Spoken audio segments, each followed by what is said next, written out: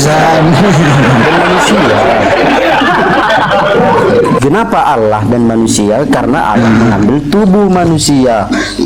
Manusia itu kan fana. Nah, jadi anaknya Maria ini hanya manusia, bukan Tuhan kalau Anaknya begitu. Maria ini Tuhan dan manusia. Oke, jadi anaknya Maria Tuhan. Mengambil tubuh manusia. Oke, jadi anaknya Maria dua jenis, manusia dan Tuhan. Anaknya dua jenis bagaimana, Bang? Ya, Anda barusan ngomong loh. Satu jenis. Kalau satu jenis apa?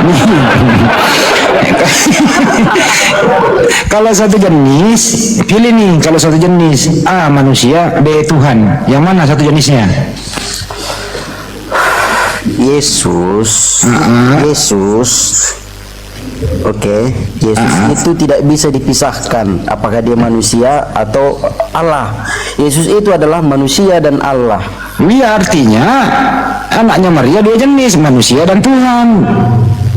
Bukan.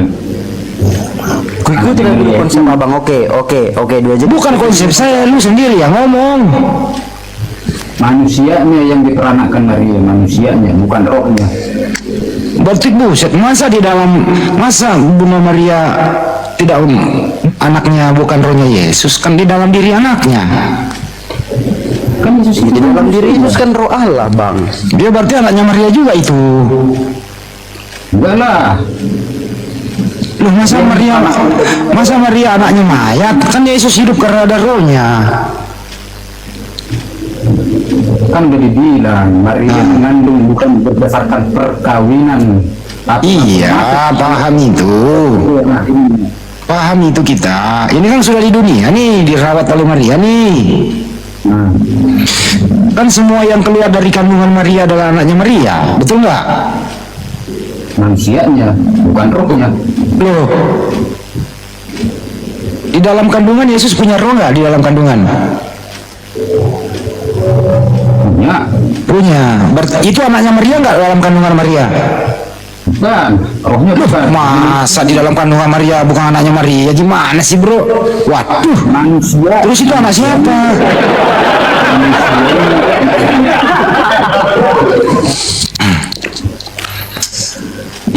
Yang berasal dari kandungan Maria itu pasti anaknya Maria, jasmani dan rohani Yesus.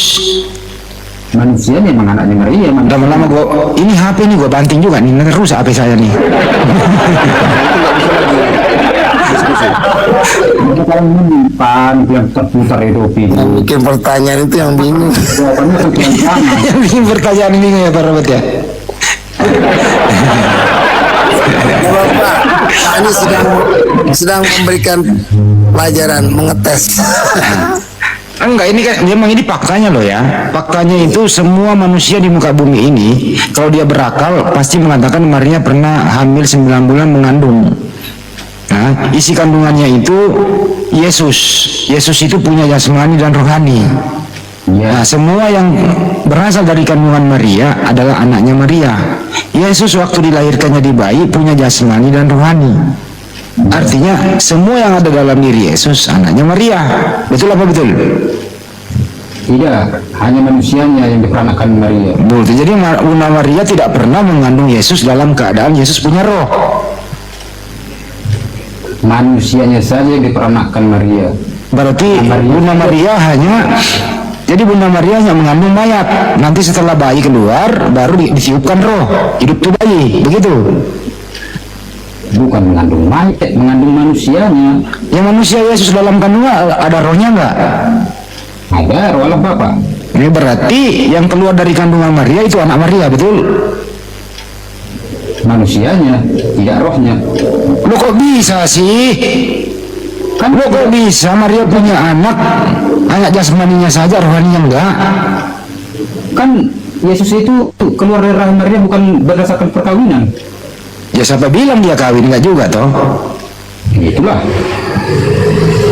Coba cari di mana beritanya atau dalilnya atau Injilnya Maria berani menyebut anaknya itu rohnya Yesus. Enggak ada.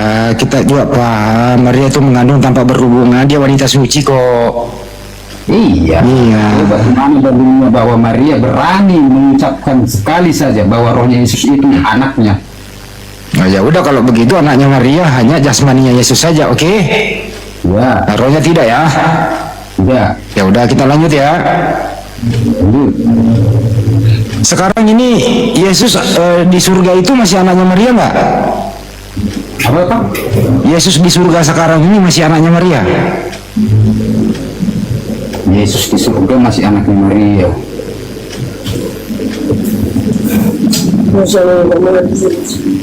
Dipikirin dulu, jangan sampai salah jawab.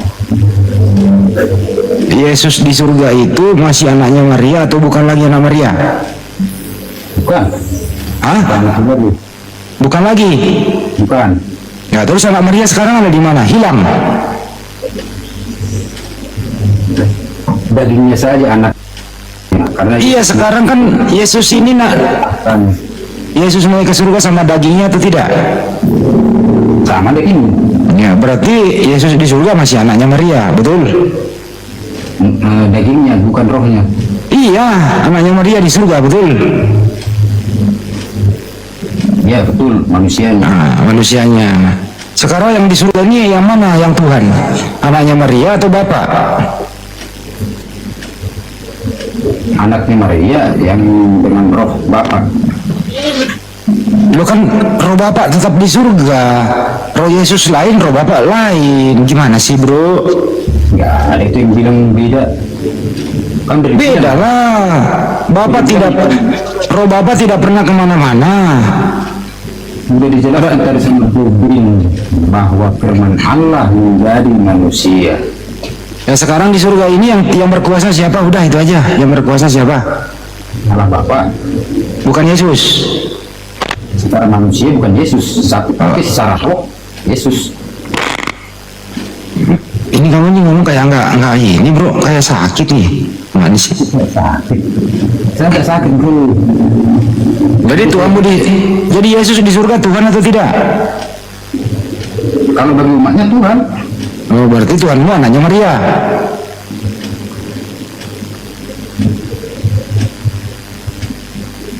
Begitu? Anaknya Maria. Rohnya anaknya Maria. Iya, bukanlah Tuhanmu rohnya anaknya Maria, betul? Nah, Jadi Yesus di surga itu masih berbentuk laki-laki, punya daging. secara daging berbentuk laki-laki. Iya, laki-laki dia di surga, betul ya? Ya, secara Oke. daging. Jadi di surga itu ada Yesus, ada Bapa, ada Roh Kudus, ada 3. Bukan 3, itu satu semua. Satu bagaimana orang Yesus punya daging, yang lain tidak? Roh Kudus itu kan Tidak rohnya. secara matematis bang. Itu dagingnya. Allah Kenapa begitu? Ya, sifat-nya. Bukan 3 secara matematis kebilang. Ya kan Yesus lain, Roh Kudus lain, Bapa lain. Yesus seperti yang saya katakan tadi, Yesus adalah firman Allah yang menjadi manusia. Iya. Setelah menjadi manusia kan tetap Bapa ada di surga. Iya. Beda-beda dia. Kristen bahwa Allah adalah satu. Apa? Yang dimani oleh orang Kristen, Allah adalah satu. Satu dengan apa? Satu Esa. Jadi semua yang Esa itu anaknya Maria semua? Semua yang Esa itu anaknya Maria bukan. Karena kan Allah adalah Esa. Yang dipercaya oleh orang Kristen itu Allah adalah satu. Nah, kalau orang Katolik Allah satu tapi 3 pribadi. Itulah tadi Allah Bapa, Allah Putra sama Roh Kudus. Dan Tuhan kamu ada berapa sih, bro? Tuhan saya ada satu bang. Siapa itu? Allah Bapa, Allah Putra, dan Allah Roh Kudus. Itu lu sebut 3. Itu lu sebut 3. Jangan dihitung secara matematis loh. Ya lu yang nambahin lo. Bukan. Coba. Itu jangan dihitung secara matematis. Sama seperti manusia. Manusia punya daging, oke, yang itu adalah tubuh, punya jiwa dan roh. Akan 3. Ya. Tapi manusia itu tetap satu kan? Oh, artinya di dalam diri Yesus ada Bapa dan ada Roh Kudus gitu. Di dalam diri saya sebagai manusia, saya punya tubuh, saya punya roh, dan saya punya, punya jiwa. Coba terangkan di dalam dirimu itu. Bentar dulu. Coba ambil analogi. Yang mana Yesus dalam dirimu, yang mana Bapa dalam dirimu, yang mana Roh Kudus dalam dirimu. Coba terangin. Oke. Yang mana Yesus dalam diriku? Kau ambil contoh dirimu. Nah, contohkanlah, masukkanlah Yesus dalam dirimu, Bapa, Putra, dan Roh Kudus itu. Coba, yang mana? Nggak bisa saya contohkan begitu, Bang. Berarti tadi analogimu itu nggak masuk dong. Lu nggak bisa pakai menerangkan Tuhanmu. Itulah yang contoh yang kujelaskan bahwa Allah itu walaupun tiga pribadi tapi tetap satu kesatuan. Kesatuan apa bersatu? Biar secara manusia, biar secara bahasa manusia bisa dimengerti dengan mudah. Kesatuan itu satu atau tiga? Kalau kesatuan itu satu atau tiga? Kesatuan itu, kalau kesatuan lebih dari satu. Iya. Kamu kesatuan atau satu? Tuhanku satu. Bukan kesatuan.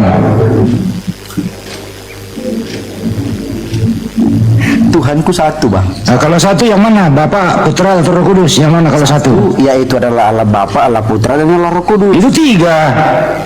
Tiga secara matematis. Ya memang barusan tiga. Tadi lo menyebut nama tiga lo. Kalau saya sebut nama tiga bukan berarti tiga orang. Loh, ya kalau begitu sebut satu aja. Allah. Ya udah, Yesus bukan Tuhan ya.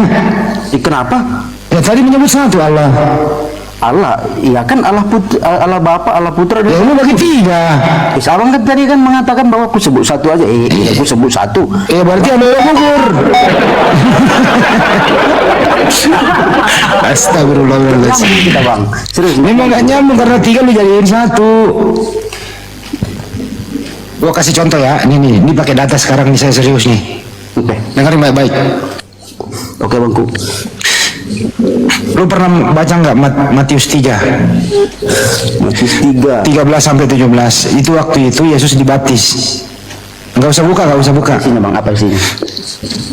Yesus dibaptis di Sungai Yordan. Pernah dengar? Oke. Pernah dengar. Oke. Roh Kudus seperti merpati di awan. Pernah dengar? Pernah. Oke. Ada suara Bapa dari surga, inilah anakku yang kukasihi. Betul? Oke.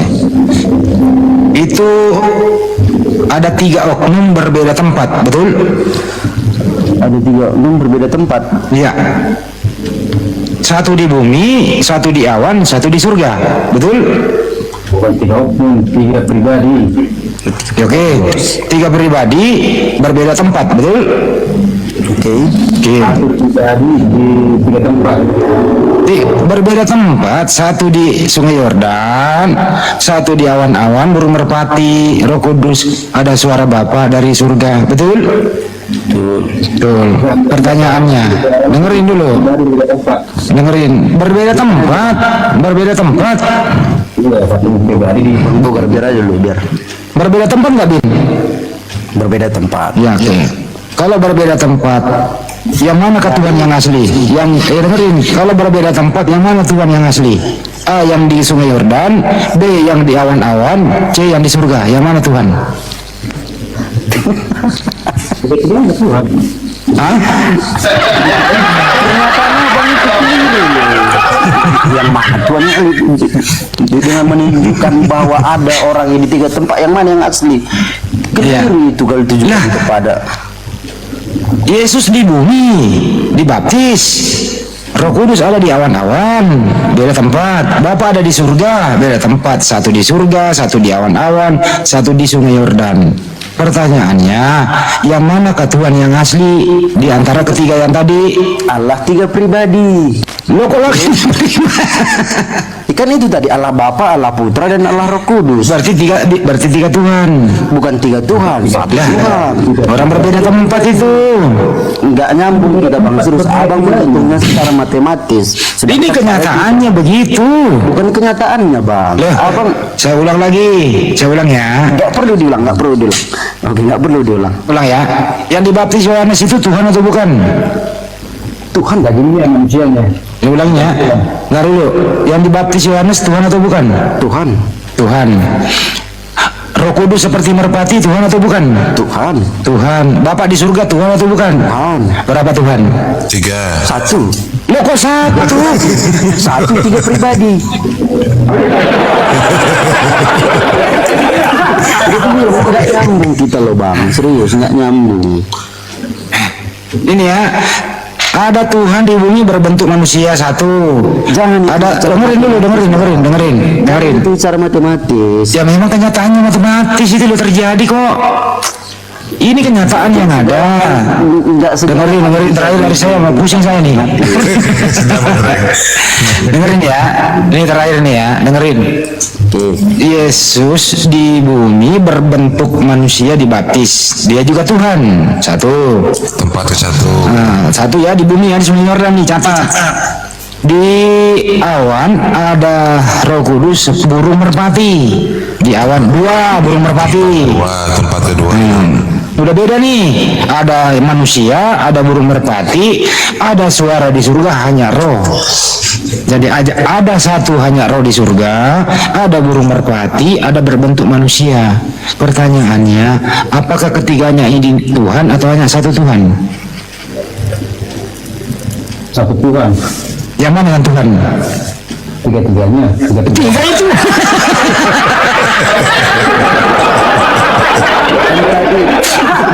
Udahlah.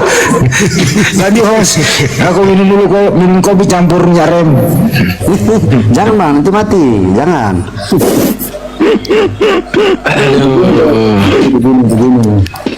Kalau dia secara matematis, Mau maju?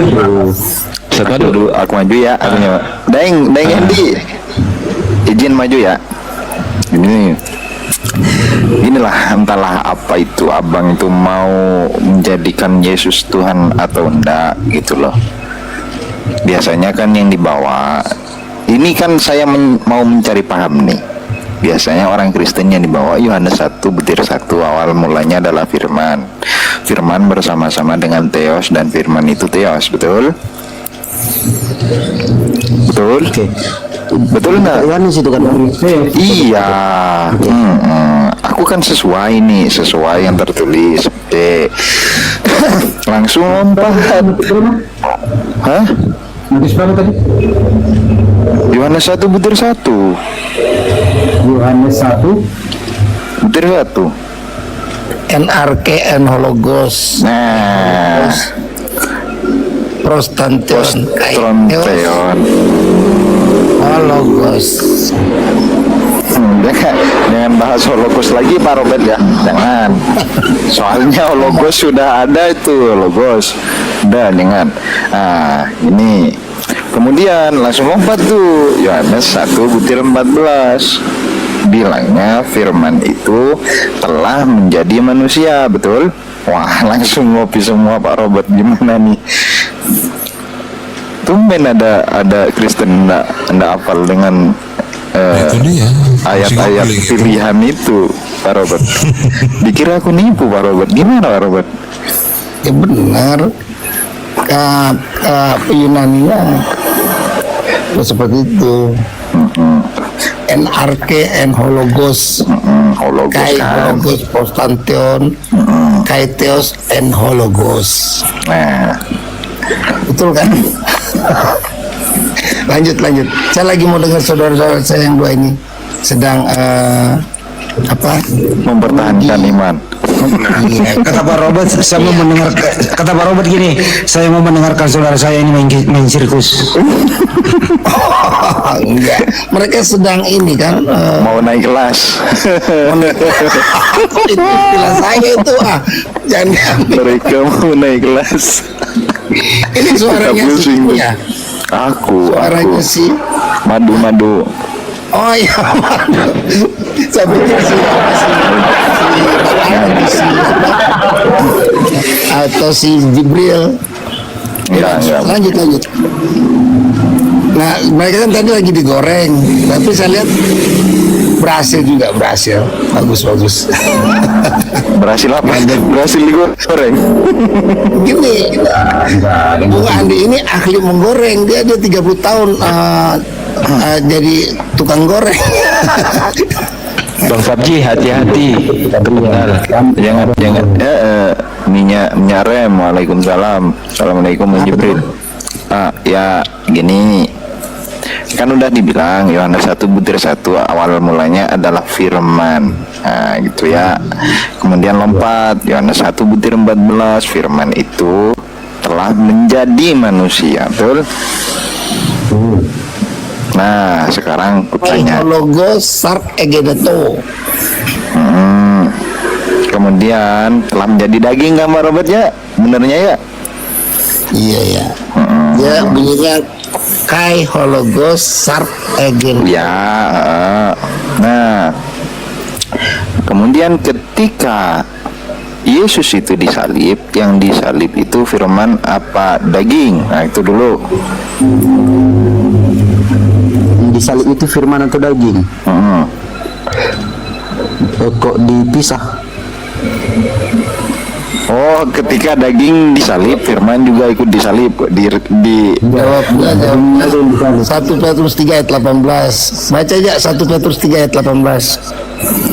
Pak Robert jangan ngasih contekan. Oh iya, lanjut. Mereka mau naik kelas. Ya, dosen Madu yang sedang menjelaskan. Terima kasih.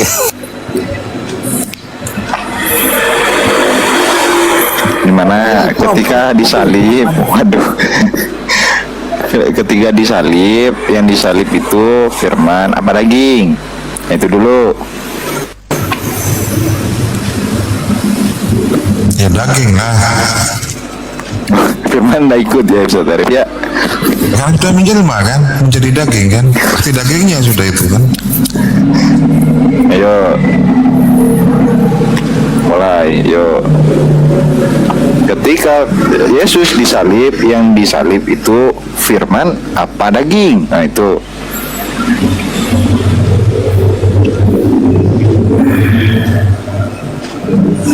Waduh.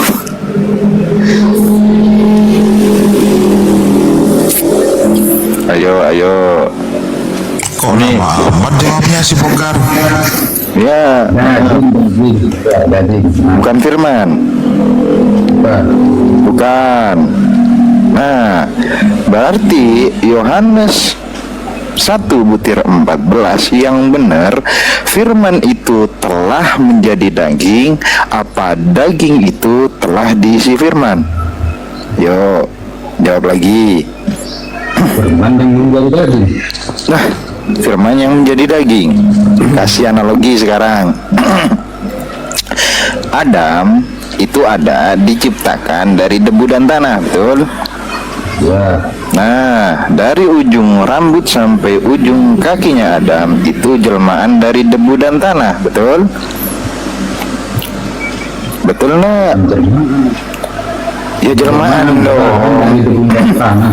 Nah, ketika Adam dengan bahan.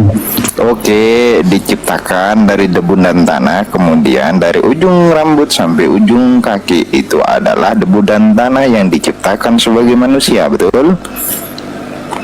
Ya. Nah, ya. Sekarang ketika Adam disalib, sama juga debu dan tanah itu yang sudah menjadi Adam itu disalib, betul? Ya. Nah, berarti bisa dikatakan juga yang disalib itu adalah tanah, betul? Ya. Nah, sekarang ke Yesus. Yohanes 1:14 bilangnya firman itu telah menjadi manusia. Berarti yang menjadi manusia itu adalah firman. Ketika Yesus disalib, sama juga dikatakan yang disalib itu adalah Nah, firman apa daging? Ayo. Tanah itu bukan roh. Nah, ayo, yang disalib siapa? Firman apa daging? Ayo. Nah, kok firman apa daging? Ayo. Nah, ini daging. Loh, kok enggak sama? Aku ulangi lagi. Adam dari ujung Madu. apa lagi? Turun ya. Waduh, kenapa Pak Robert? Parkir di sini aja. Pak Ya, Robert. saya senang dengarnya tapi saya turun dulu. Pak Robert takut turun kelas ini. Pak Robert ini. Prof Pandu itu kan selalu naik kelas sama Andi. Oh, gitu. Terus ada muncul dia nggak mau lagi ngomong. Kores nih biasanya nyeletuk. Aduh, iyalah Pak Robert, iyalah Pak Robert. Lanjut dulu ya. Siap Pak Robert. Oke, siap. Saya baru nongol langsung ditarik. Biasanya, tapi nanti saya keluar. Siap. Istilah nongol susah ditarik. Oke Pak Robert, ya siap. Pengajaran lanjut. Siap Pak Robert. Ayo, ketika Adam itu kan diciptakan dari debu dan tanah. Tadi sudah sepakat ketika Adam disalib bisa dikatakan yang disalib itu adalah debu dan tanah. Karena apa? Adam diciptakan dari sana loh, dari debu dan tanah. Nah sekarang Yesus itu kan firman yang jadi manusia. Udah manusia nih jadinya nih firman nih. Nah ketika disalib, yang disalib itu adalah Bukan. Loh bukan. Kenapa bukan? Berarti Yohanes konsekuensinya Yohanes 1:14 yang benar daging itu sudah diisi firman. Nah gitu konsekuensi nih. Mau dirubah nggak apa-apa, saranin ke LAI. Enggak bisa itu dirubah. Loh nggak begitu juga. Terus kayak mana? Berarti Yesus dagingnya bukan dari firman gitu, manusianya yang bukan dari firman. Firman. Berarti yang disalib, ketika disalib itu adalah konteks firman itu bisa mencakup perkataan, keinginan, nubuatan, firman. Iya, kan dagingnya Yesus, manusianya Yesus itu berasal dari firman. Nah, ketika daging itu disalib, berarti yang disalib adalah dagingnya bukan firmannya. Ya Karim, daging itu kan dari firman. Gimana? Kok nggak konsisten? Aku dapat kamu konsisten kayak gini. Gini loh bro. Oh gini loh bro. Kenapa Mana? manusia yang berani menyalibkan firman? Siapa yang berani menyalibkan? Oh berarti Yesus bukan dari firman gitu.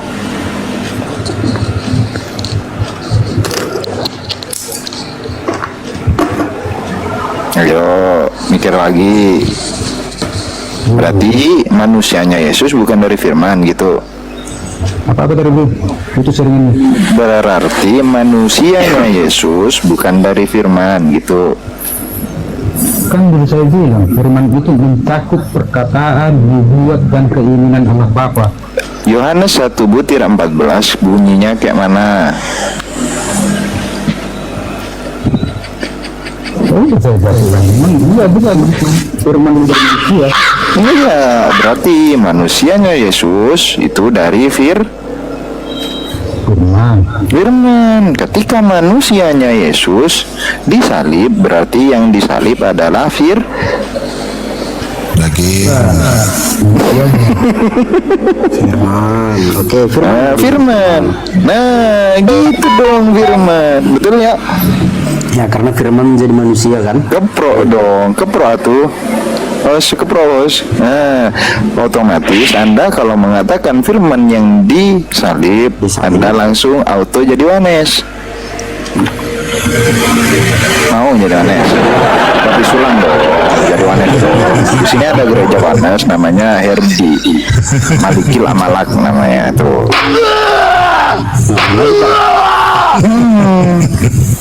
Konsekuensi ketika firman itu disalib, berarti yang mati adalah firman. Mau punya Tuhan jadi mati? Bukan firman yang Loh, auto banting setir gimana? Bang, gini dia. Gini. Yang mati manusianya Yesus apa bukan? Oke, gini bang. Oh gitu.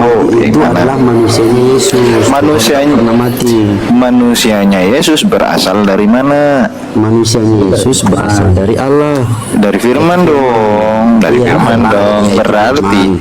Berarti ketika manusianya Yesus yang berasal dari firman itu mati, berarti firmannya itu sudah enggak manusia. Oh, enggak. Loh, berarti manusianya Yesus bukan dari dia. Aku dulu ngomong bang. Oh, siapa dulu? Satu-satu. Aku dulu bang Bogar ya. Oke. Kan Yesus tadi kan punya roh, punya tubuh gitu kan. Nah, ketika manusia mati, apakah roh manusia juga mati? Manusianya Yesus itu yang mana? Yang disalib Manusia apa bukan? Yesus itu adalah yang tubuh itu. Yang disalib kan? Nah, Asal manusianya, bentar dulu, jangan dipotong. Asal manusianya Yesus dari mana? dari Allah. Dari firman. Allah yang dari firman, oke. Yang mati itu manusianya Yesus Yang bukan? mati itu adalah manusianya Yesus. Nah, betul. Ketika manusianya Yesus itu mati, berarti firman mah? Enggak, Bang. Dengar dulu. Loh, kok enggak, Ketika Bang? manusia mati, apakah rohnya juga mati? Enggak kan? Ketika manusianya Yesus mati, kan kita bahasnya jadi manusia. Manusia itu yang mana? Iya kan, Yesus kan jadi manusia. Kan Allah kan jadi manusia, Bang. Kita bahas roh apa kemanusiaan? Kan sekarang begini. Yang saya bilang tadi kan begini. Nah, ketika manusia mati, ketika tubuh manusia mati, itu jelasnya, oke. Ketika tubuh manusia mati, apakah rohnya juga mati? Ketika tubuh manusia, kan itu manusianya yang kita bahas memang kan? Nah, itu berarti rohnya nggak mati kan? Oh, berarti Yesus tidak berkorban untuk manusia. Berarti firman itu kan nggak mati. Iya, berarti Tuhan itu tidak ada pengorbanan untuk manusia. Nggak Ada, mati-mati. Bang. Loh, sekarang ada, tadi nggak mati, gimana? Makanya kan begini konsep kita tentang Gimana tuh? Gimana? gini, Bang. Ketika manusia mati, roh kan tidak mati. Iya. Tidak mati, tetap hidupnya roh. Nah, penebusan itu kematian dengan kematian Tuhan apa enggak? Ketika Yesus dikubur, nah, rohnya itulah turun ke tempat orang mati, disitulah ditebus semua. Nah, kan mati dulu kan harusnya kan? Yang mati itu tubuh Yesus, Bang. Loh, tubuh Yesus dari mana? Ketika Tubuh Yesus manusia dari mana? mati, roh tidak pernah mati. Aku bingung pula. Tubuh Yesus berasal dari mana? Tubuh Yesus Firman. Tubuh Yesus berasal dari mana? Nah, dari firman. Yang mati tubuhnya Yesus, apa rohnya Yesus? Firman. Bukan firmannya, dagingnya, tubuhnya. Nah, itu kan tubuhnya dari firman. Aku pula yang salah.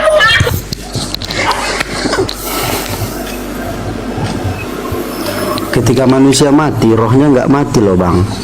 Loh kan? Kita kan tidak bahas roh, kita bahas tubuh.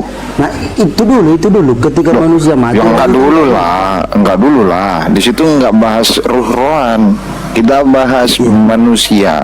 roh Kita dong, bahas itu roh. Karena manusia sendiri itu kan punya roh dan jiwa. Loh, kan kita bahas kemanusiaan, Bre. Benar, Bang, kemanusiaan. Dan makanya kemanusiaan Yesus dari mana? Kemanusiaan itu nggak terlepas dari dia punya roh dan dia punya jiwa, Bang. Kemanusiaan itu tidak lepas dari roh dan jiwa. Oke. Nah, oke, benar. Kemudian yang mati di sana itu Yang mati di sana kemanusiaan itu Yesus apa adalah bukan? Tubuhnya Yesus yang menjadi tubuh, oke. Nah, Mati.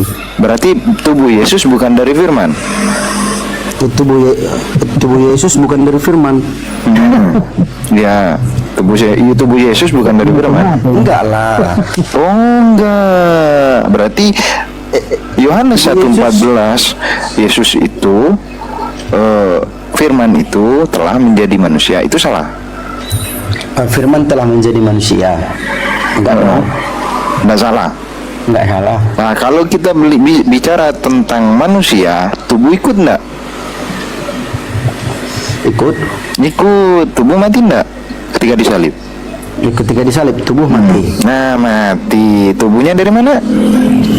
Tubuhnya dari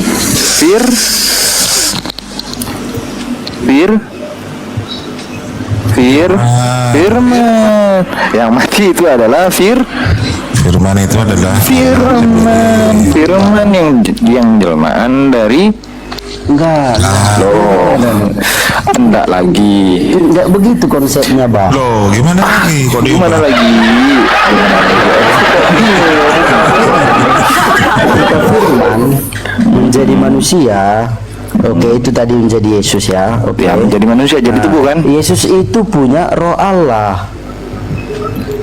Bukan cuma Yesus beri kalau bicara roh Allah. Ayub juga roh Allah ada di lubang hidung. Ayub. Kok di lubang hidung? Loh, belum tahu dia. Gimana bang? Ketika Firman menjadi manusia, menjadi Yesus itu, Kita jangan ke Ayub dulu. ya, roh Allah. Lubang hidung itu. Apanya bang? Lubang hidung itu lanjut dulu. Gimana? Nah, coba cari. Roh Allah ada di lubang hidung Ayub. Nah, itu. Nah, sekarang gini. Waduh, ini siapa pula yang ramai? Gini bang, ya aku tanya lagi nih. Pelan-pelan. Kita kalau seandainya bicara manusia bisa lepas dari tubuh enggak? Bisa. Hah? Ya bisa. Nggak bisa. Yang mati tubuh itu mati enggak? Mati. Tubuh Mati. Tubuh Yesus dari mana? berasal dari Firman. Nah, ketika tubuh mati, yang mati adalah Tubuh ya. Loh. Katanya tubuhnya Yesus dari Firman. Berarti kalau kayak gitu, tubuhnya Yesus bukan dari Firman dong. Kalau nggak mati dong.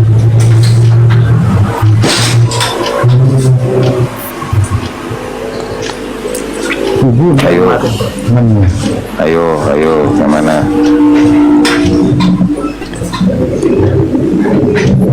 Yo,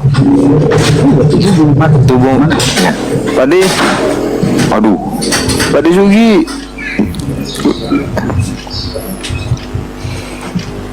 Aku minta dia. Ayo, tubuhnya Yesus itu berasal dari mana? Yo, dijawab. Wah, kan. Ayo, tubuhnya Yesus dari mana? Bugar. Ketinggian itu aduh. Gak ketinggian itu. Iya. Iya, makanya kalau tubuhnya Yesus mati berarti Firman mah. Tidak. Loh, berarti tubuhnya tidak mati. Tubuhnya mati. Loh, tubuhnya mati. Loh, tubuhnya manusia kan dari Firman. Iya, Firman yang menjadi manusia. Makanya kalau tubuhnya mati, Firman juga mah. Tidak mati. Dia mati kan. Berarti Anda mempunyai Tuhan yang ada Firman, punya firmannya mah mati gitu ya. Enggak. Enggak lagi. Tadi udah sepakat Firman yang mati. Gimana sih? Enggak ada, saya sepakat. Saya enggak berani mengaku Firman itu mati. Saya enggak berani mengaku Firman itu mati. Loh, berarti tidak mengakui juga tubuh itu adalah Firman. Tubuh itu bukan adalah Firman, tapi Firman menjadi tubuh. Lah, makanya Firman menjadi tubuh. Berarti Firman yang menjadi tubuh itu mati. Berarti Firman itu mati. Betul? Enggak. Enggak lagi. Aku cuma kok enggak terus? Kalau enggak berarti aku yang salah. Aku mulu yang salah. Padahal Anda mengatakan yang sesuai dengan logika benar harusnya.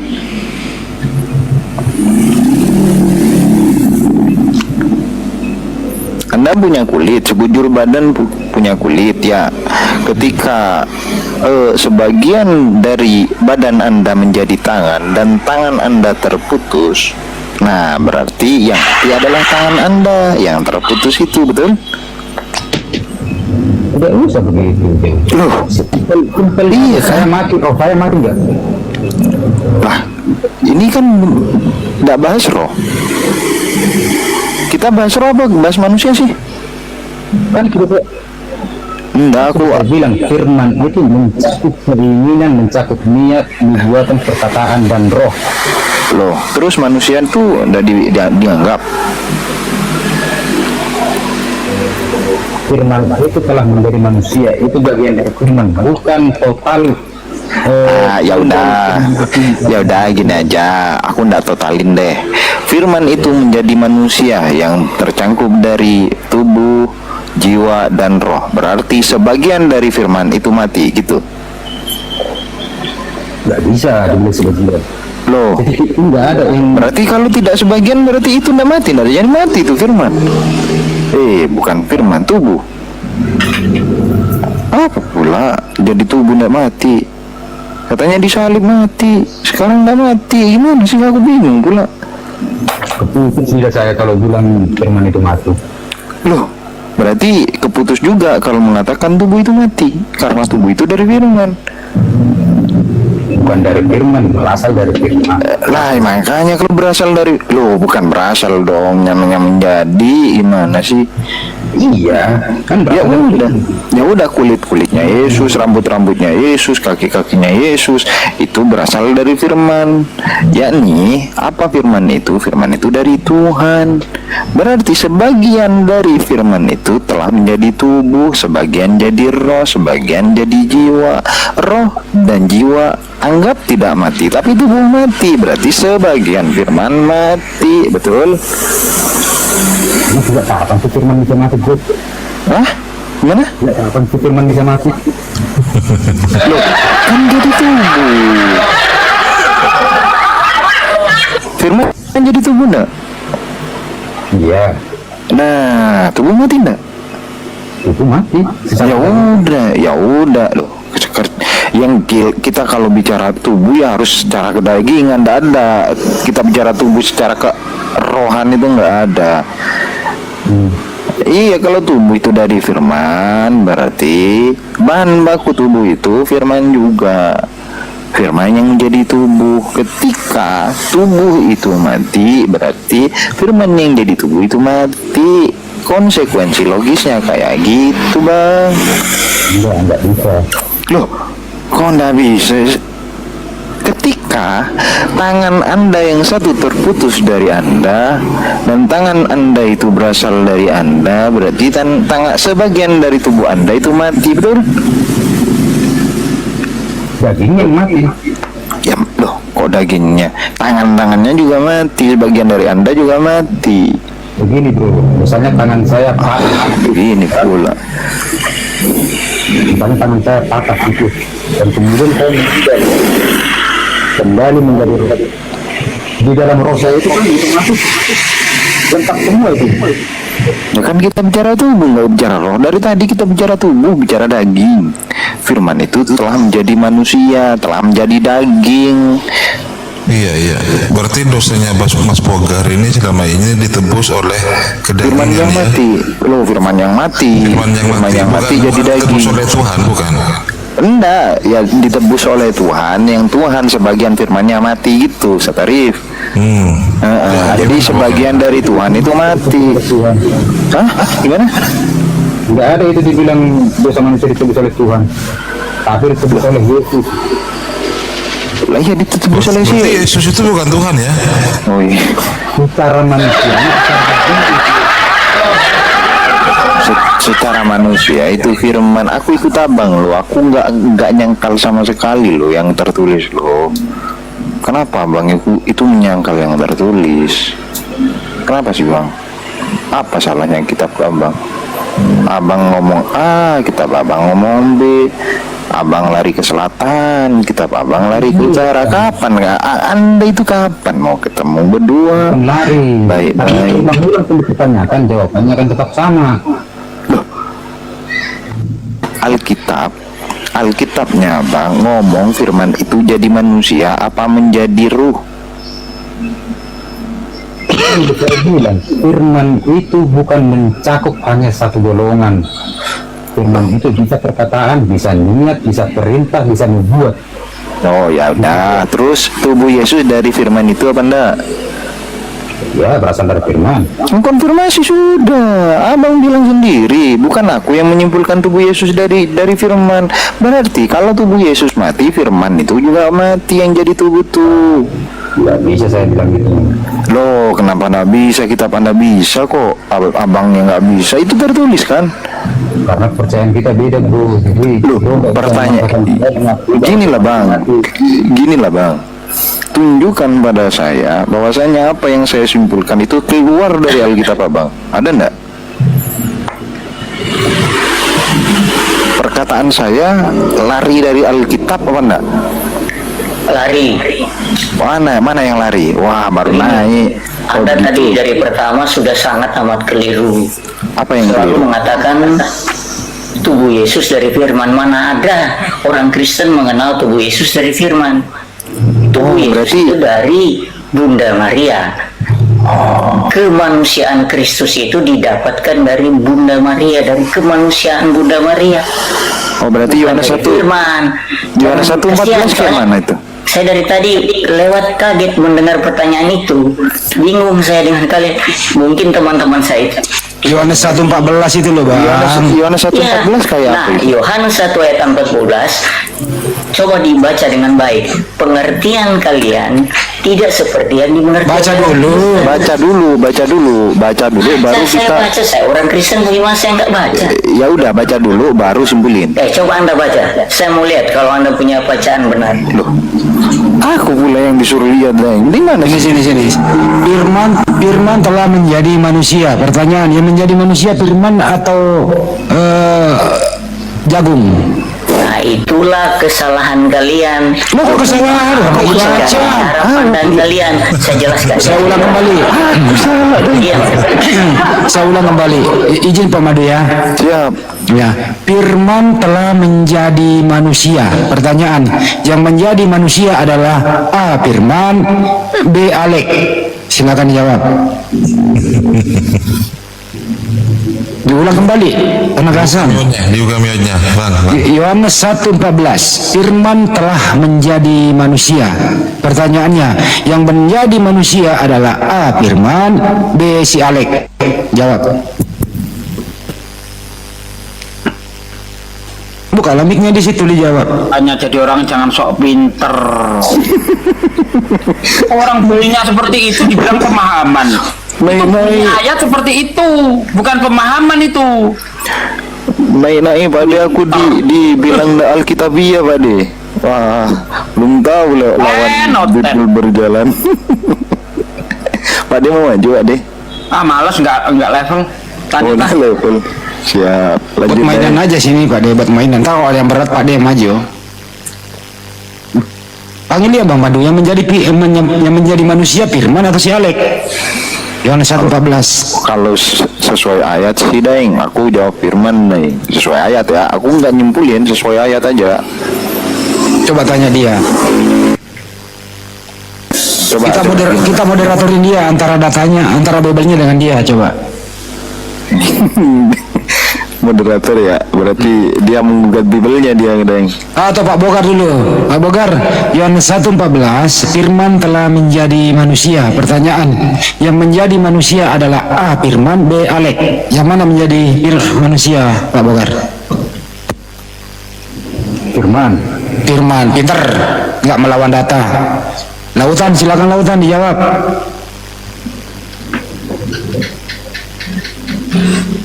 Tepung telah menjadi roti.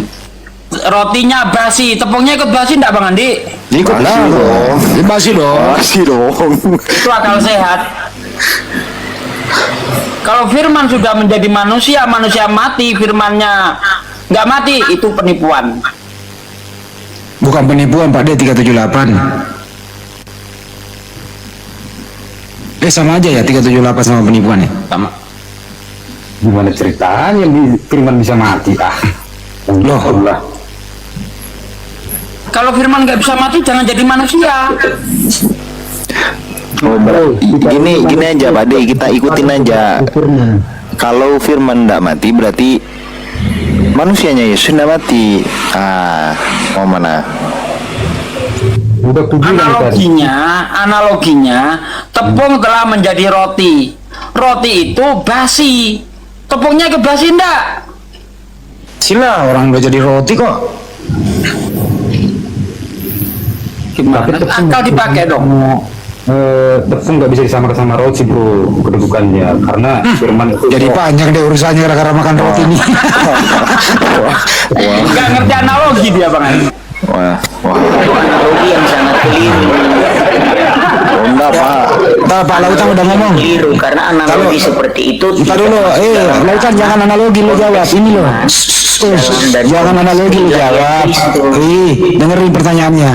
Yohanes 1:14, firman telah menjadi manusia. Pertanyaan, yang menjadi manusia adalah A. Firman, B. si Alek. Yang mana yang menjadi manusia? Nah, Kalau kalian bertanya seperti itu, kelihatan konteks pertanyaan benar, tapi itu pertanyaannya keliru.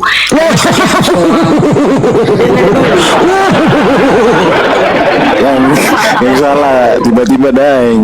Tadi aku yang disalahin. Kalian sok tahu dengan apa yang kami tahu. Bagaimana? Saya tidak diizinkan memberi penjelasan. Oke. So tahu gimana kita pakai metode sola Padahal scriptura. Bang Madu, yang jadi Siap. mayat itu Tuhan, bukan manusia. Wah, Nah, mau tahu ayatnya? wah. Pade langsung Mau ayatnya? pakai nuklir pade. Ayatnya, sebutin ayatnya. Gak usah emosi, Lukas Pak. 24 ayat 3, Yohanes 20 ayat 13, baca. Apa isinya? Kalian coba memberi penafsiran terhadap pemikiran kalian Yang sendiri. memberi penafsiran Itu keliru. siapa? Itu Makanya tertulis, kenapa Bos. saya mau memberi penjelasan, kalian tidak mau mendengar. Apa yang kau jelasin, ngerti ayat aja enggak mau jelasin. Coba diam dulu. Apa tadi? Yohanes 1 ayat 14 saya jelaskan dengan baik pada Jangan jelaskan, jawab. Saya kasih pilihan, jangan jelaskan. Yang menjadi manusia adalah A. Firman, B. Alek. Jawab dulu, baru jelaskan. yang menjadi manusia. Tidak seperti itu. Lah tertulis kok, Cuk. Tertulis itu. Pemikiran orang Kristen bukan Kita seperti pakai itu sola masalahnya. scriptura. Apa salahnya sola scriptura? Salah gitu sola scriptura. Tertulis loh, firman menjadi manusia. Kenapa kau membantah datamu? Ya, pengertiannya firman menjadi manusia artinya mengambil kedagingan manusia. Nggak mau kiper. Dia Itu berubah mas. wujud. Kalian tadi berpikir seperti dia berubah wujud. Jadi firmannya itu langsung berubah wujud. Oke, baik. Lanjut ya. Dan unsur firmannya Ya udah cukup. Manusia, tidak dimengerti oleh orang Kristen. Manusia Yesus ini firman atau dia manusia? Manusia Yesus ini tetap manusia atau dia firman? Manusia Yesus. Kalau engkau berkata manusia Yesus itu berarti manusia. Manusia, baik. Oke, cukup. Apakah manusia Yesus ini adalah Tuhan? A. Tuhan, B. bukan Tuhan. Oh, jadi dia manusia Yesus juga dia Tuhan. Oke, jadi manusia Yesus Tuhan ya. Ya, Oke, yang mati di salib Tuhan atau manusia? kemanusiaannya. Bukan Tuhan. Tuhan kan itu gelar. Mulai ngeles lagi. Kalau firman Mulai ngeles unsur lagi. kedagingan. Saya ulang kembali. Manusia Yesus ini Tuhan atau bukan? Di dalam manusia Yesus itu masalahnya Saya ada unsur tanya. ilahi. Di manusia Yesus ini Tuhan atau bukan? Kalau itu pertanyaan kalian itu sangat bodoh karena orang Kristen Lo kok tidak pertanyaan yang bodoh, Anda nggak bisa jawab. Pertanyaan dibodohi. Masalahnya kalian mencoba framing Orang nanya, nggak framing. capai. Yesus, Keliru. dengerin, Kalian- Yesus, dengerin, kalian Yesus pernah jadi manusia nggak? Jawab.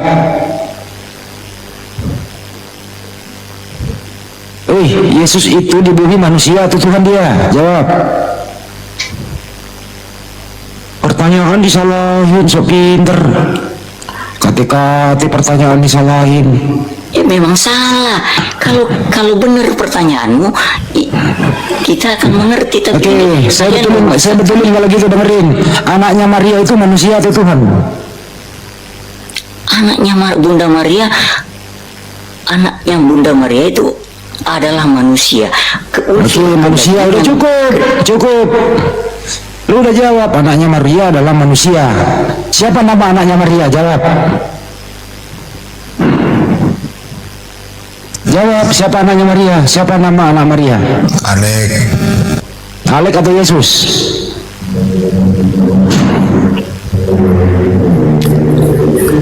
Mikir aja lu. Nama anak Maria Yesus. Kenapa? Yesus, baik, diam, Yesus. Yesus ya, Yesus ini Tuhan atau manusia? Itu gelar yang dia dapatkan Ya, siapa yang memberi gelar? dari Tuhan Allah Bapa sendiri. Oke. Di mana? Di mana Banyak tertulis? sekali ayatnya. Di mana? Satu. Banyak ayatnya. Ya, satu aja. Udah malam begini capek saya untuk membuka ayat-ayatnya. Ngibul lagi. Saya Di cuma mana memberi Bapak pengertian. mengatakan Yesus itu Tuhan? Ayo, sebentar. Di mana? segala kuasa saja dikatakan ya dalam Matius 28. Bukan itu yang ditanya kepada dia. Bukan itu yang ditanya. Lari itu lah. Di mana Bapak di surga memberi dengerin. Di mana Bapak di surga memberi gelar Tuhan kepada Yesus? Mana datanya?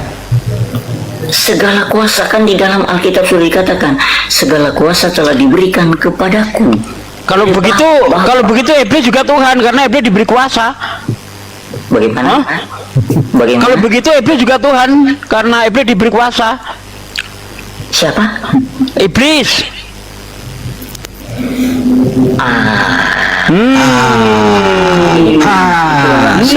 Semakin bodoh kalian. Loh, kok bodoh? Orang di kitabmu ya, iblis berkata kepada Yesus, segala kuasa telah diberikan kepadaku dan aku berhak memberikan kepada siapa saja yang aku kehendaki.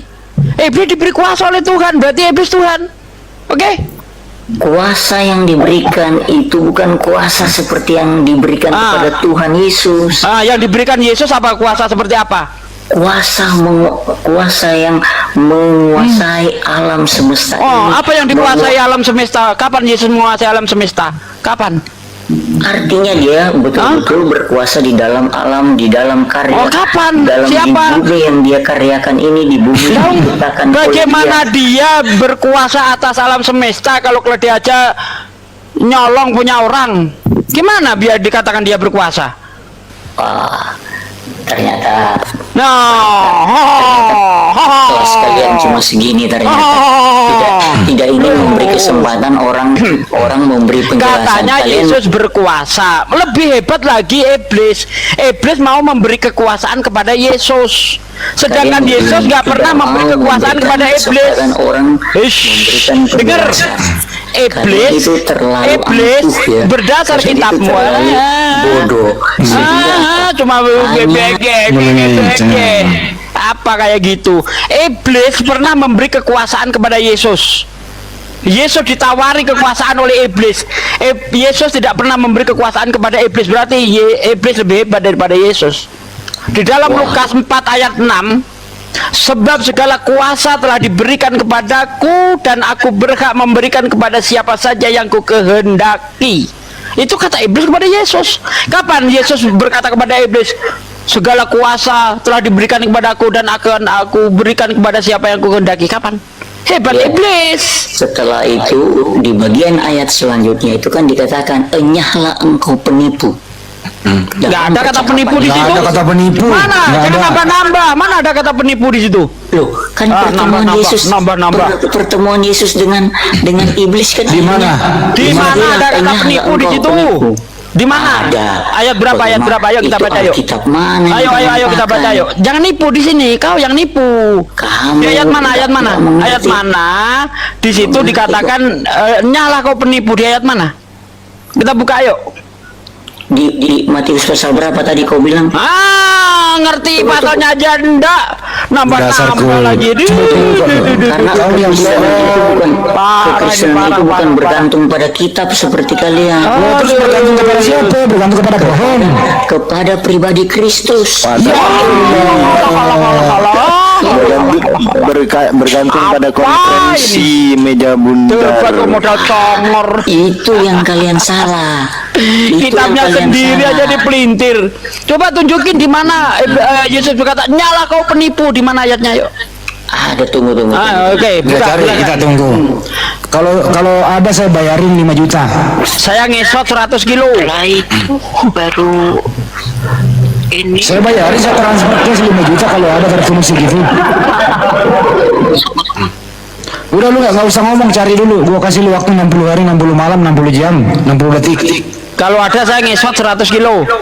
Kalau ada saya transfer 5 juta, saya manjat tower sutet malam-malam.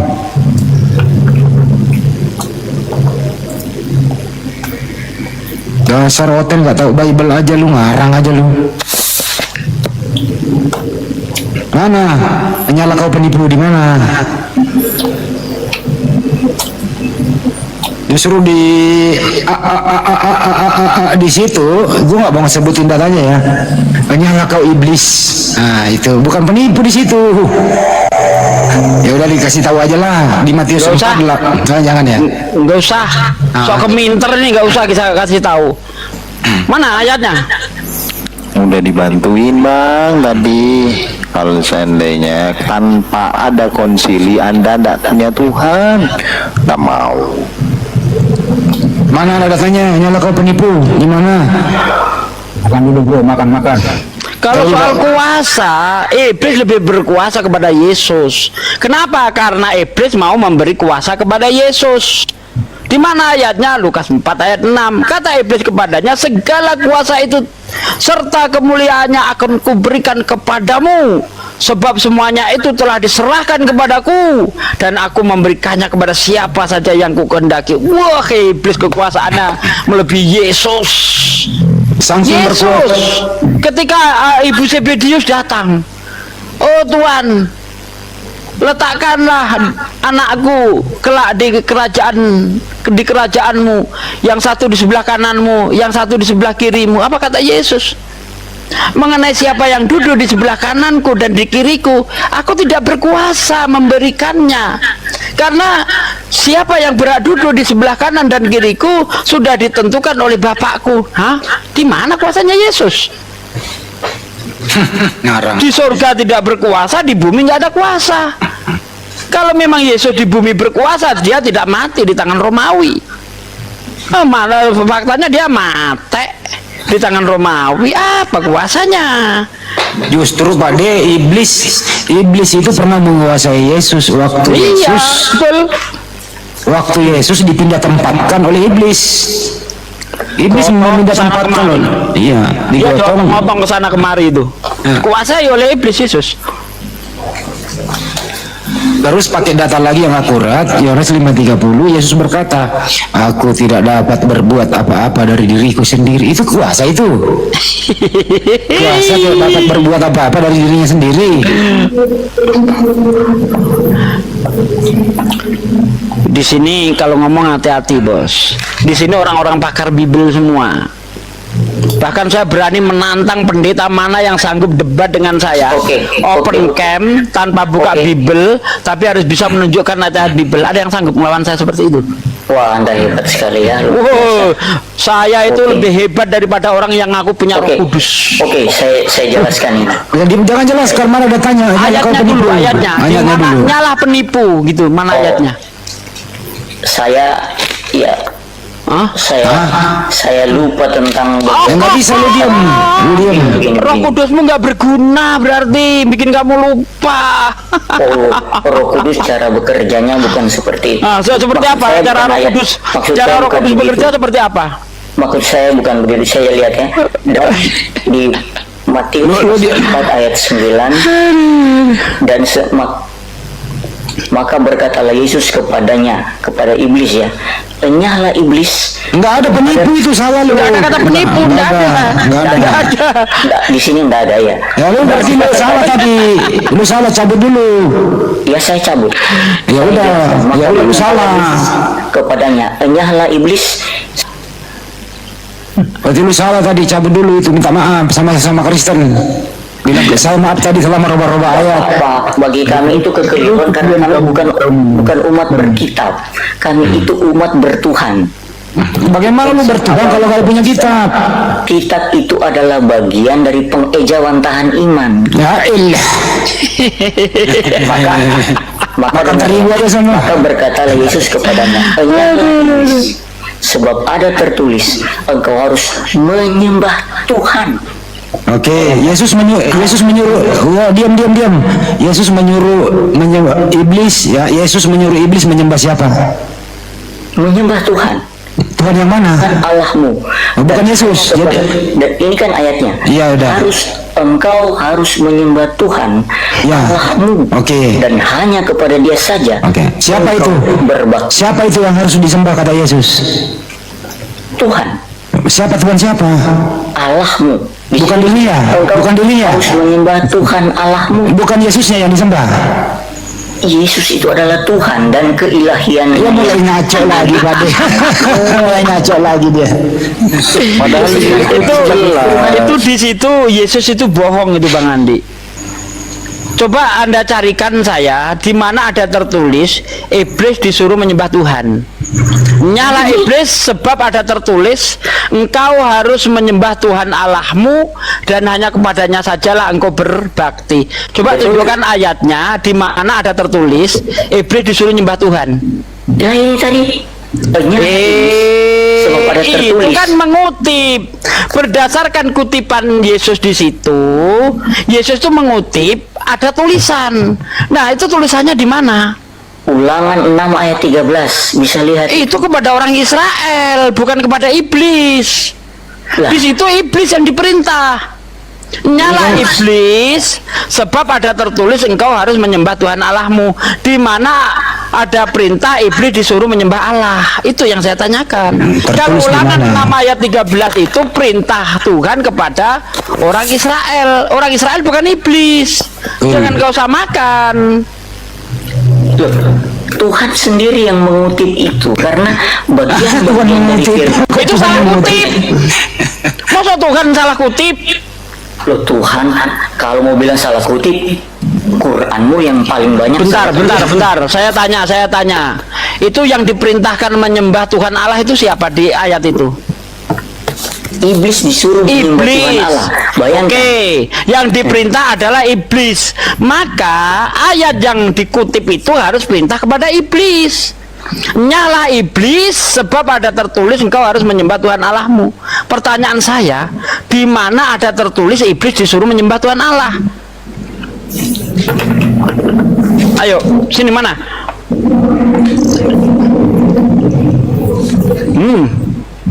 Kalau tidak ada, Yesus nipu ini.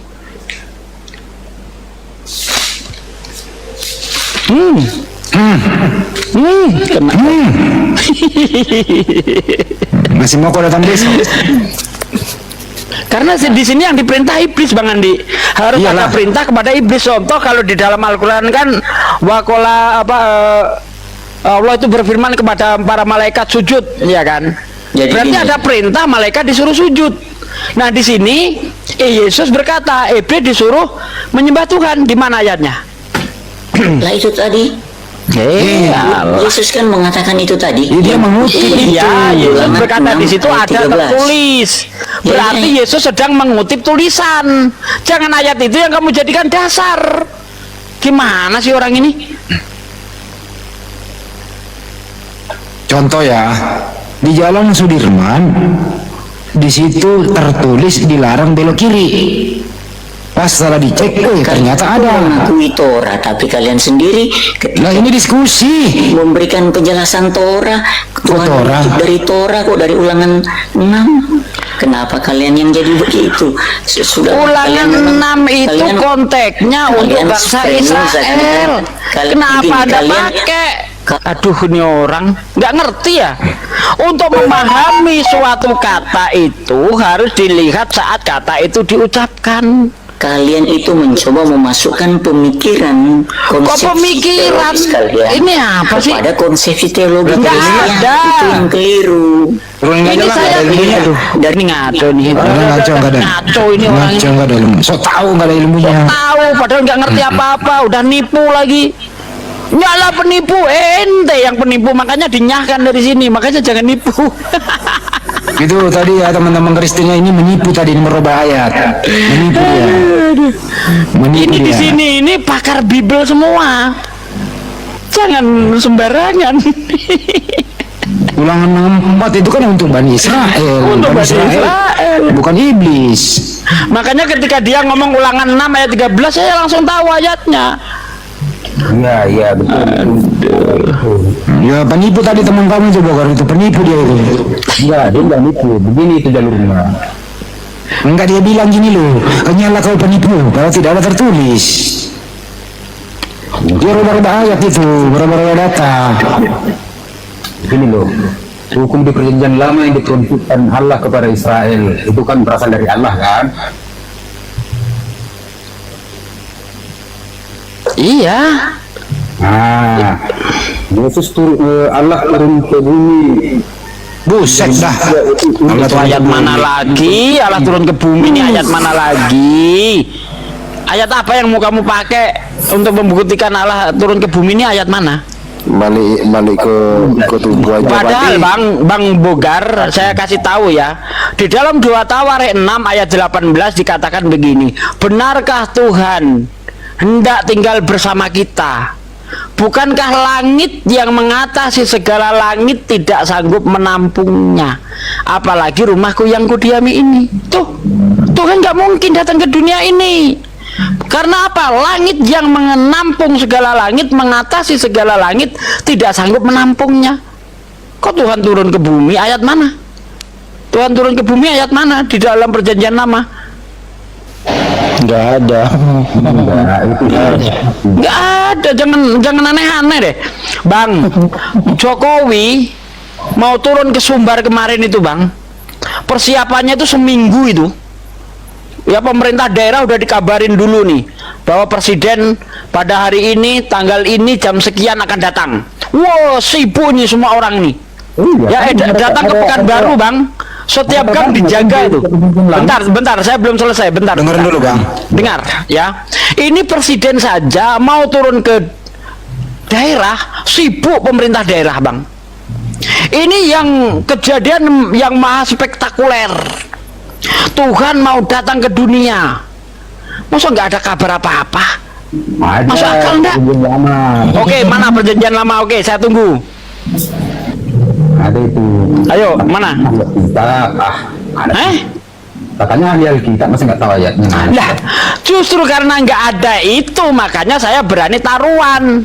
Anda minta transfer berapa? Kalau ada, ayo. Ku transfer nanti. Justru Anda bilang ada, tunjukin datanya. Nah, begitu baru betul. Jangan kita yang bilang nggak ada disuruh nunjukkan data. Ini kopla atau gimana sih? Saya bilang nggak ada, masa dimintain data? Anda menganggapkan pakar nih. Selama penemuan pakar ditelitinya tidak ada pakar-pakar ini.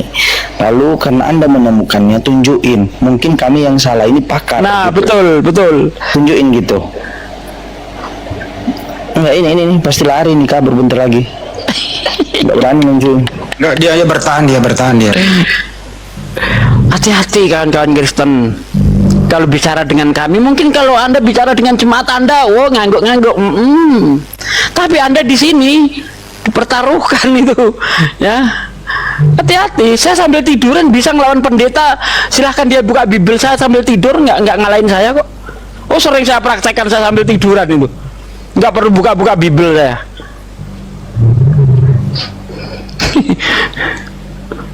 Di Kejadian 18 1 sampai 25 Abraham itu kali itu. Tuhan menampakkan diri kepada Abraham di Mamre. Itu kali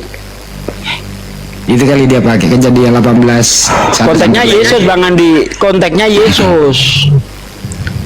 Tuhan datang ke dunia itu kan nanti jadi Yesus. Nah, itu yang ingin saya tanya, di mana dalilnya bahwa Tuhan itu nanti akan datang itu? Di mana? Karena kalau kita lihat di dalam Yesaya 19 ayat 20, ketika Tuhan ingin menyelamatkan bangsa Israel, bukan Tuhan yang turun, tapi mengutus manusia sebagai juru selamat, yaitu Musa. Coba baca Yesaya 19:20 itu. Bukan Tuhan sendiri yang turun. Ngapain?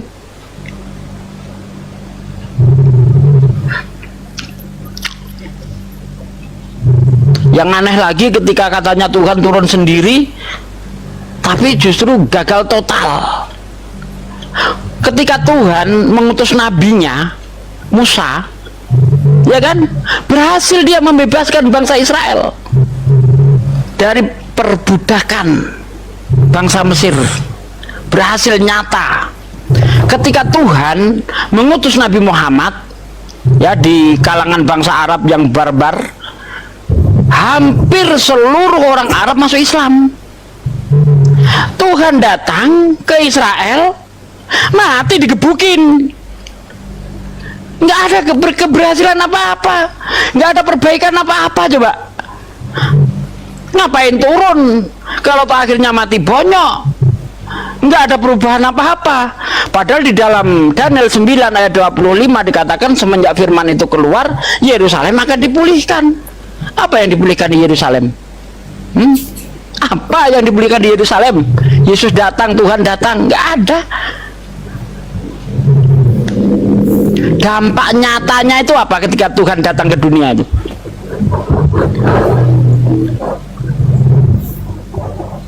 Tuhan mengutus Musa, dampak nyatanya apa? Membebaskan bangsa Israel dari perbudakan, dampak nyata. Tuhan mengutus Nabi Muhammad, apa dampak nyatanya? Hampir seluruh Arab Islam meninggalkan persembahan terhadap berhala. Tuhan datang, apa dampak nyatanya? Ayo sini.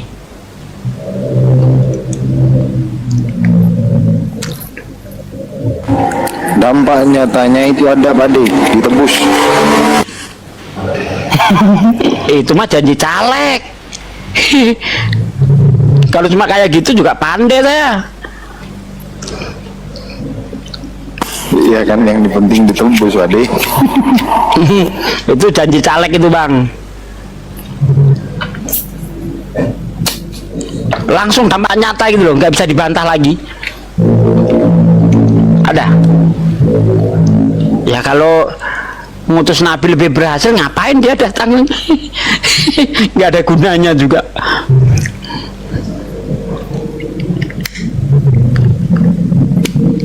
Kata orang Kristen, untuk memperbaiki keadaan manusia. Saya tanya, sebelum Yesus disalib ada pembunuhan? Ada.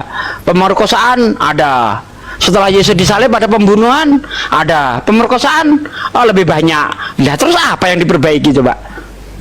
Katanya untuk memperbaiki hubungan Tuhan dengan manusia.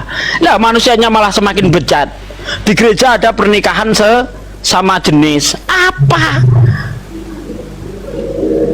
Oknum. Loh, berarti Yesus tidak memperbaiki oknum kalau begitu. Di perjanjian lama juga oknum. Di perjanjian setelah Yesus disalib juga oknum. Terus yang diperbaiki apa? Terus maksudmu kalau dari tebus Yesus bisa manusia, jadi bisa lah suka-sukanya gitu berbuat dosa? Justru setelah ditebus oleh Yesus, orang-orang yang punya pemahaman dosanya ditebus oleh Yesus semakin banyak berbuat dosa. Apa contoh? Makan babi. Ya, sebelum Yesus disalib orang-orang mengharamkan babi. Padahal kalau kita lihat di dalam kitab Yesaya 66 ayat 6, pemakan babi akan dihancurkan. Ya, ini setelah Yesus disalib orang malah jadi rakus makan babi. Apa yang diperbaiki? Di ayat mana tadi itu?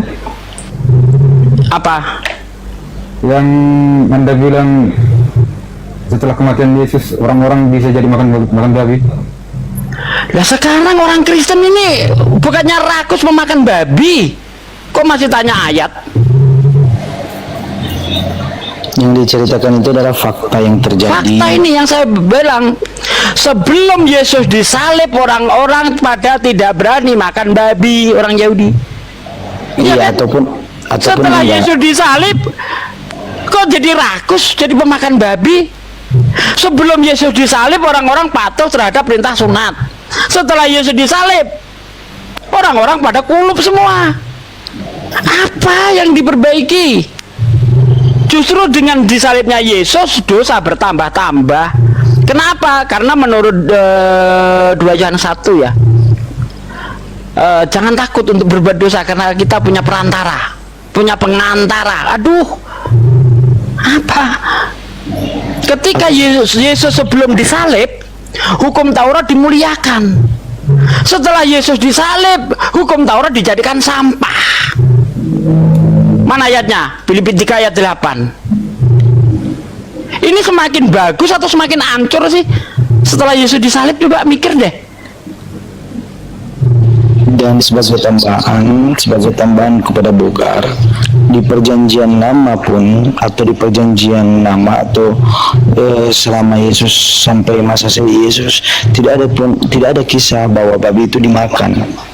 Gitu, tidak ada, justru diharamkan. Tapi setelah Yesus telah tiada dan murid-muridnya, babi itu diperbolehkan gitu. sementara ada ya gitu. Bro, kalau soal babi Fakta, brother. saya komentar karena saya sendiri pun tidak memakan babi. Kalaupun ada teman-teman saya Kristen yang memakan babi, ya itu Mayoritas bang, mayoritas Kristen pemakan babi. Cuma golongan Advent yang tidak makan babi. Dan Tapi mayoritas orang Eropa manapun pelaha babi. ini ada saya kasih bang dengarin dulu bang. Ini ada satu argumentasi yang saya bisa berikan kepada abang. Itu udah tersebar di YouTube, di media sosial manapun. Ketika pendeta terbesar yang karismatik lah yang dibilang itu adalah pendeta Gilbert mengatakan demikian. Pelarangan makan babi itu hanya di perjanjian lama. Namun kenapa kita harus mentaati ketika tidak ada di perjanjian baru? Gitu. Jadi bahkan seorang pendeta aja memperbolehkan makan babi.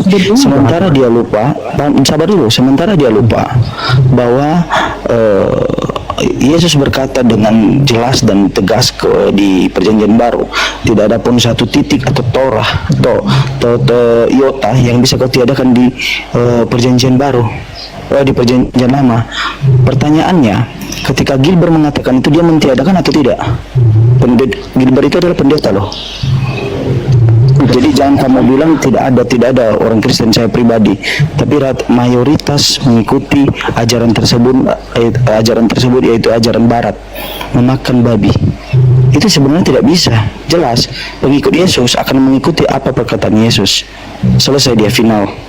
masalahnya hukum Taurat itu dalam Kristen hanya ada 10, dan di antara ke 10 hukum Taurat, Aduh, matilah kita. tidak ada Belajar lagi hukum Taurat, belajar hukum Taurat. Hukum Taurat itu bukan hanya 10, garis besarnya 10. Jadi ketika kau mentiadakan satu titik di Taurat, menurutmu itu adalah hal biasa atau hal yang luar biasa atau hal yang gimana gitu? Bisa nggak? kalau saya pribadi melanggar hukum Taurat ya dosa. Ya udah, kalau dosa termasuk di bagian Torah itu adalah pelarangan makan babi. Itu hukum. Nggak ada bro dikhususkan hukum Taurat dalam hukum Taurat. Jadi Dalam yang kamu tahu hukum Taurat itu berapa biji? 10 kalau dalam Kristen. Berapa? 10.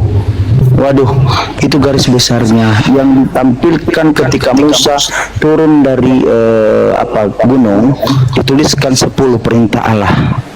Ya, ketika Mesir, ketika Bani Israel dilepaskan dari Mesir, lalu mereka malah membuat patung dewa yang menyerupai dewa dan menyembah berhala. Disitulah diberikan perintah tersebut secara garis besar. Anda tahu nggak? 10 perintah Allah itu bukan hanya 10, banyak. Di Taurat, hukum Taurat itu banyak. Gini Bang Giman, gini aja, kalau dia membantah, oke lah, kita masih punya dalil yang dikatakan Yesus. Jangan kamu sangka aku datang ke dunia untuk melenyapkan hukum Taurat dan kitab para nabi. Ya, kitab para nabi. Di dalam Yesaya 66 ayat 17 dilarang makan babi. Artinya itu masih berlaku karena kitab para nabi tidak akan dihilangkan oleh Yesus. Itu hukum. Oke, anggap nggak masuk hukum Taurat, tapi masuk kitab para nabi. Contoh mana? Yesaya 66 ayat 17. Baca itu di situ. Dan lebih ironinya Pak, gini, di perjanjian lama yang LAI sekarang itu yang dilarang adalah babi hutan. Itu dirubah-rubah supaya puas makan babi. Iya. Tapi dalam terjemahan atau original teksnya itu tidak ada hutannya, tapi swine. Nggak ada. Swine itu adalah babi. Jadi semua jenis babi, tidak ada hutannya. Gitu. Jadi, supaya orang bebas makan babi, maka yang diharapkan babi hutan. Aduh. Itu doktrin dari mana? Dari Jawa Bogar sendiri. Enggak, doktrin saya enggak gitu. Karena saya sendiri juga tidak makan babi. Jadi kalau ada Kita brother, sama lagi kita brother.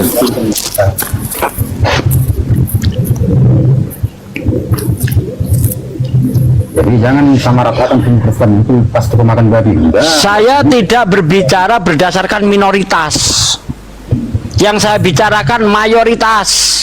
Minoritas itu persentasenya kecil, jadi nggak perlu diikutkan. Mayoritasnya seperti apa? Iya, kebanyakan. Mayoritasnya pelahap babi, rakus dengan babi. Saya nggak bicara minoritas, karena minoritas nggak bisa jadi contoh. Yang jadi contoh mayoritas. Itu urusan mereka, bukan urusan saya, karena saya tidak pemakan babi. Iya. Abang Bogor ini disunat nggak? Disunat. Nah, kalau disunat, Yesus Kristus nggak berlaku bagimu, Pak. Nggak berlaku, Yesus saja disunat. Galatia 5 ayat 2 coba Anda baca, Bang. Bang, Galatia 5 nomor 2 Anda baca, Bang. Baca aja, saya cuma Sesungguhnya aku Paulus berkata, apabila kamu menyunatkan dirimu, Yesus Kristus tidak berlaku bagimu. Bentar kau. Jedor, gimana? kan tidak kewajiban itu mau disunat apa enggak itu dalam Kristen. Nah, itulah yang saya bilang tadi. Ternyata ketika Yesus disalib itu justru merusak keadaan. Yang tadinya hukum sunat itu wajib, yang tidak sunat itu dihukum mati. Setelah Yesus disalib, sunat nggak kewajiban, padahal wajib. Ya, di dalam Kejadian 17 ayat 14, wajib yang nggak sunat dihukum mati. Setelah Yesus disalib, sunat nggak wajib. Rusak, aturan Tuhan dirusak. Rusak itu namanya. Itu menurut versi ini, menurut versi Loh, sekarang yang namanya wajib terus jadi nggak wajib itu berubah enggak sih? Karena yang wajib di Perjanjian Baru itu hanya ke-10 hukum Taurat, selebihnya tidak ada. Berarti Tuhan di dalam di dalam Kejadian 17:14 itu ngibul ya? Apa itu isinya? Laki-laki yang tidak disunat harus dilenyapkan dari antara bangsanya.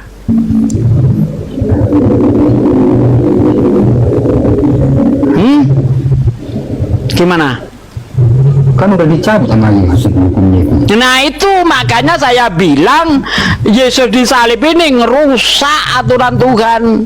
Orang yang tadinya taat terhadap perintah Tuhan setelah Yesus disalib jadi melanggar perintah Tuhan. Itu yang saya bilang dari tadi, Anda membenarkan. Memang benar. Nah iya udah, berarti disalibnya Yesus bukan membuat manusia semakin taat kepada Tuhan, tapi justru banyak perintah-perintah Tuhan yang dilanggar. Selesai. Itu menurut versimu. Menurut versimu, kenyataannya Anda tadi ngomong apa? Sunat nggak wajib. Di Kejadian 17:14 wajib, nggak sunat hukumannya mati. Coba hancur jadinya kalau begitu. Sampai terbelah dua tuh pemahaman kalian paksakan ke kami nggak bakalan bisa. Astagfirullah, yang memasukkan pemahaman kita siapa? Saya hanya mengingatkan kepada Anda, ini loh tertulis di dalam kitabmu. Orang yang tidak sunat harus dibunuh, hukumannya mati. Nah, setelah Yesus disalib, karena menurut Paulus hukum Taurat itu dilenyapkan dengan matinya Yesus di tiang salib. Efesus 2 ayat 15 kau baca. Dengan matinya sebagai manusia ya di tiang salib, dia menghapuskan atau membatalkan hukum Taurat dan segala ketetapan yang ada di dalamnya. Kalau hukum Taurat hanya 10 itu saja, berarti hukum 10 itu sudah nggak laku lagi dengan matinya Yesus. Yang tadinya tidak boleh berzina, sekarang Anda boleh berzina. Ya, kalau hukum Taurat hanya 10 itu saja, berarti hukum 10 Taurat itu dibatalkan semua. Enggak, kalau yang ke-10 itu enggak. Nah, katanya tadi hukum Taurat cuma 10, betul enggak Bang Jiman? Iya. Nah, hukum Taurat itu cuma 10, oke saya ikuti sekarang. Nah, kalau sudah dibatalkan, menurut Paulus di dalam Efesus 2 ayat 15, yang tadinya dilarang berzina, sekarang Anda bebas berzina, karena udah dibatalkan. Katanya hukum Taurat cuma 10. Ayo, jangan menjilat ludah. Logikanya. Ayo, jangan jilat ludah, jijik. Jangan jilat ludah sendiri. Ayat Efesus 2 ayat 14. Lemes loh.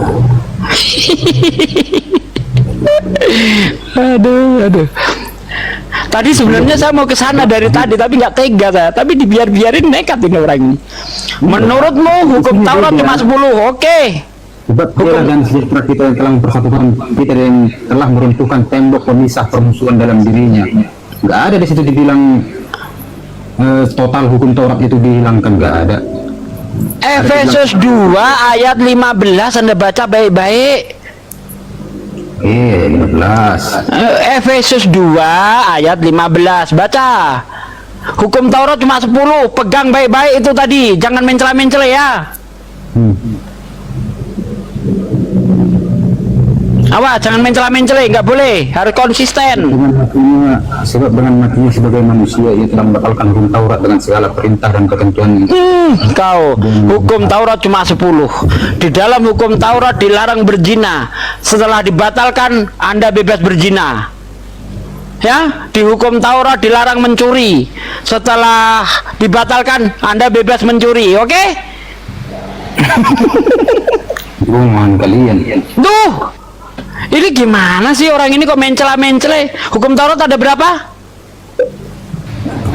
Dalam Kristen. Oke, hukum Taurat cuma 10. Hukum Taurat itu sudah dibatalkan, betul? Betul. Ayo kau, mana kau? Lari kemana? Hukum Taurat sudah dibatalkan, Efesus 2 ayat 15. Yang tadinya dilarang menyembah ada Allah-Allah lain. Nah, sekarang Anda boleh nyembah pohon. Yang tadinya jangan membuat patung, jangan ada patung di hadapanku. Nah, sekarang buatlah patung banyak-banyak, sembah sana. Ya kan? Yang tadinya dilarang mengambil istri orang, nah sekarang ambil tuh istri orang. Nah, kan udah dibatalin semua. Dilarang mengingini harta saudaranya, baik kambing, lembu, domba, keledai. Ah, udah ambil, Mbak. Udah dibatalin semuanya itu.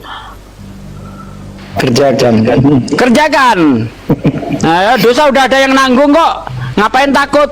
Seperti yang dikatakan di 1 Yohanes 2 ayat 1.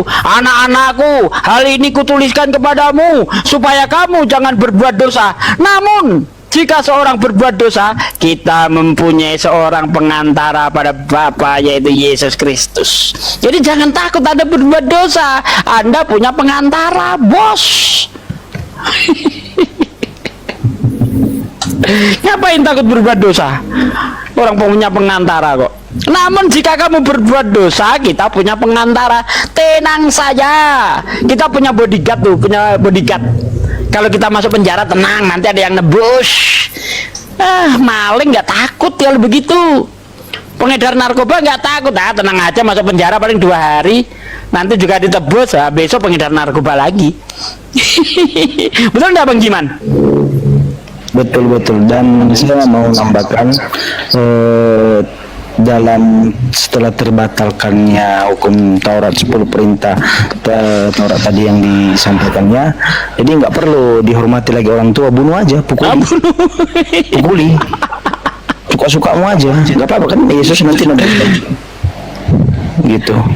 Makanya kan nggak nyambung kan. Kenapa nggak nyambung? Sebab Anda tidak membaca literasi dari awal, bahkan nggak original teksnya gitu. Ini lagi, jangan, kalau nggak salah, jangan mengingini istri sesamamu. Empat istri orang. Ini jadi bantai habis gitu. Hancur kalau begitu caranya. Ngayal hukum Taurat cuma 10. Inilah habis kalau sekarang. Yang paling logis ya, jangan menyebut nama Tuhan Allahmu dengan tidak hormat. Sekarang panggil aja anjing. Tuhan anjing gitu. Nah, jangan menyebut Tuhan Allahmu dengan sembarangan. Itu kan udah batal tuh. Sebut anjing Tuhan. Itulah sebabnya dikatakan perjanjian baru yang disampaikan Paulus membatalkan hukum Taurat atau Torah, sementara Yesus bersaksi, tidak ada satupun, dia sendiri yang berkata, bisa kau tiadakan setitik atau iota di dalam Taurat. Apa aja, cari dulu apa aja yang ada di Taurat itu dan di Torah itu. Cari dulu, kerjakan dulu itu. Kebenaran akan menuntut kamu, brother.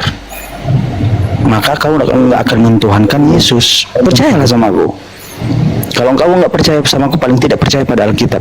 Cari tahu. Sesimpel itu sebenarnya. Bang Jiman, Anda cinta enggak dengan hukum Taurat? Gimana bang? Anda cinta enggak? Itu hukum Taurat sampah menurut Paulus. Iya ya, udah saya baca itu. Iya ya, nggak baik. Itu udahlah. Udahlah. Makanya tadi yang saya katakan, kalau sudah ditegaskan garis Apa bang? apa bang? Berapa tadi? Filipi 3 Ayat? dari ayat 6 lah Anda baca sampai 8. Ini katanya Paulus ketemu Yesus, tapi kok ajarannya bertentangan jauh banget. Yesus memuliakan hukum Taurat, Paulus mengatakan hukum Taurat sampah. Terus sinkronnya ini di mana? Saya lebih curiga entah siapa yang bertemu sama dia. Karena dia, Nah, ini. dia sendiri yang bersaksi gitu. Dan nubuat sebelumnya kan belum ada tentang dia. Nih ya, saya bacakan dari ayat 6 ya Mbak ya. Tentang kegiatan aku menganiaya jemaat, tentang kebenaran dalam mentaati hukum Taurat, aku tidak bercacat. Jadi menurut Paulus ketika dia menganiaya jemaat itu, ya, itu mentaati hukum Taurat dia.